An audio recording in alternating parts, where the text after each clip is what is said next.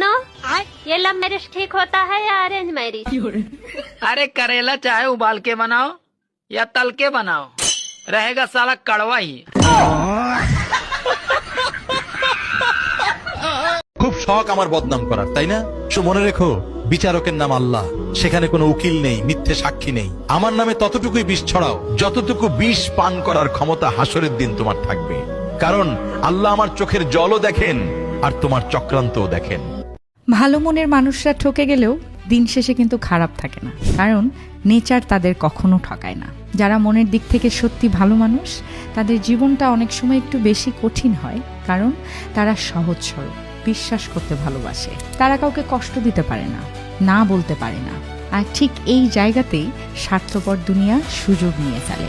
এই মানুষগুলো মিথ্যে হাসি আর মিষ্টি কথার আড়ালে লুকোনো সত্য বুঝতে দেরি করে ফেলে।